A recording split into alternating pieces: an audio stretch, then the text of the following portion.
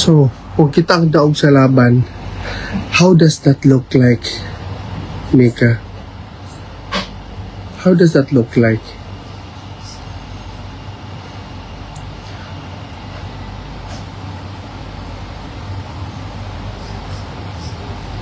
Sana po guys, tandaan natin na ang nangyari kay Tatay Digong ay hindi talaga katanggap-tanggap. Sa akin, hindi ko talaga matanggap na ginawa nila to sa kanya. At 80 years old, ginawa nila to sa kanya.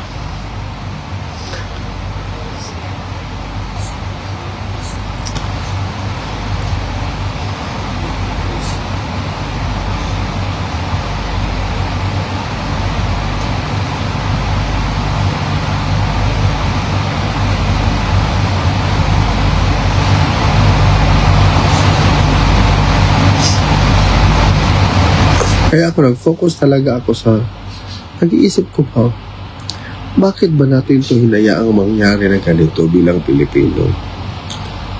Bakit ba natin binigyan ng uwang mga taong isip na yung ganyan dyan sa Pilipinas na ginawa ito sa tao? Ang gusto lang naman is maiba ang buhay ng mga kababayan natin. Ang taong gusto lang naman na maiba ang buhay ng bawat Pilipino, bawat mamamayan, bawat pamilyang Pilipino. Bakit natin nanayaan na basta-basta na lang i-give up yung tao, i-surrender yung tao? Taong nagsalba ng Pilipinas o isinalba ang Pilipinas para maging okay. Bakit natin ito hinayaan? Totoo lang. Ano ako sa isip? Yun na lang ba ang kaya natin gawin? Magsabi na lang hanggang sa dulo, mahal ka namin, dito ka, support ka kami sa iyo, ganito ganyan. But while we are doing that, while we are fighting outside, as the time goes by, imagine mga kababayan, we are already 113 in battle.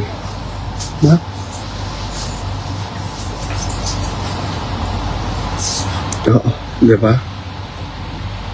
So, wala ba akong gisabi na unsa whatsoever. Akong sinabi ko man lang is, i-recap na ako sa inyo ngayon. Ano ba ang ginawa nila kay Tatay Digong? Sa bawat battle natin, sa bawat motion na sinumite, sa bawat ganito na binibigay ng mga defense team, tayo ay palagi nananalig na sana maging paborot para kay Tatay Digong.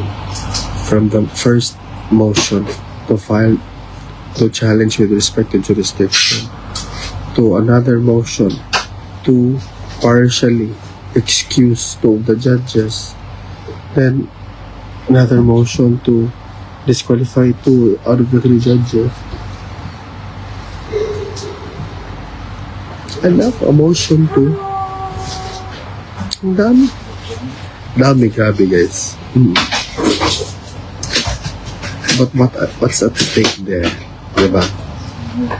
Alam niyo, bawat araw na nakikita ng mga kababayan natin, mula pa sa iba't ibang bahagi ng mundo. Diba? Bawat araw na lumalabay, na dumadaan or nagdaan, bawat araw, isang araw yan puno ng pagnanais, ng pagmamahal, ng pagkikiisa, ng pagkikibaka ng Pilipino. Diba? Totoo. Dahil lang sa greed ng mga tao na nasa palibot na ayaw sa kanya. Diba? Oo, totoo lang.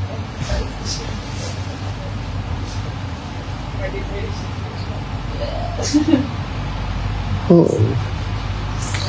Alam mo gang, Bella, o ba ko nagpa-pressure gang? Hindi ba ako nagpa-pressure?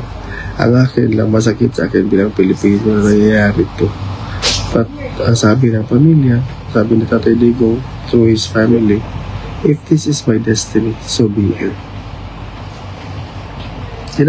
Tinanggap na lang niya. Kasi wala man siyang magawa. Day by day.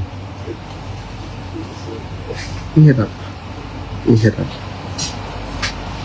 Kasi dahil lang sa lintik na klase ng politika na meron tayo.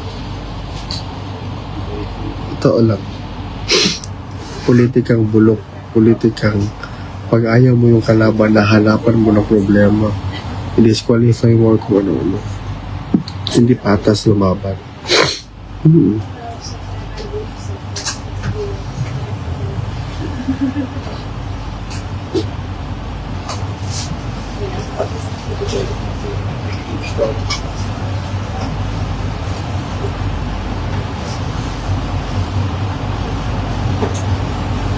Diba?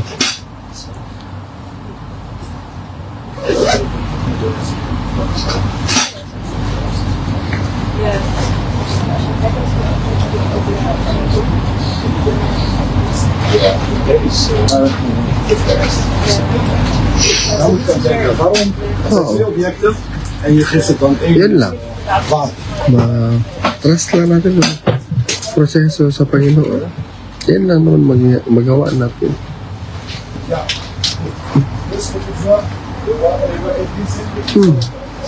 Yes lang. Yun lang. Sakripisyo na lang yung kaugalingon para sa nasod. Literal na sinakripisyo ni Tatay Digong yung remaining buhay niya para sa bansa. Totoo. Grabe no ang sakripisyo ng tao. Like 80 years old na lang siya pero sinakripisyo pa din yung sarili niya. Pero ginagago pa din ng mga tao. Or self-righteous.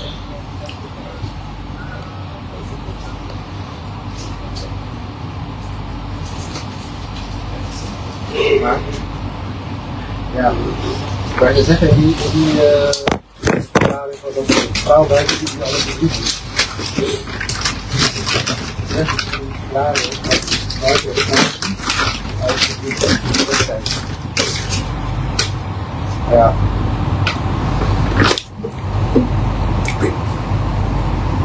Ga ik doen.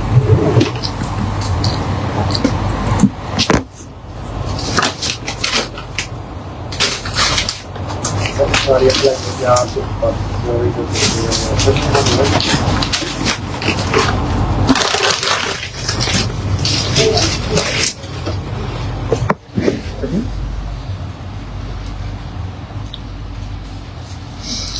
Totoo po yan, sir. Question ko nga po, bakit ang tagal ito yung motion process mo? So, yun na lang guys. Doon na lang muna tayo guys ha. Kasi ako ayokong mauna. Ang akin lang is pagdasal natin siya. Ang taong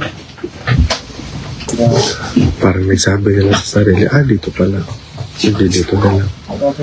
Wala na akong gagawin pa. Kasi wala akong magawa, di ba? Good night. Good morning. Salamat sa iyong tanan. Hampo natin sa tataya. Hampo natin.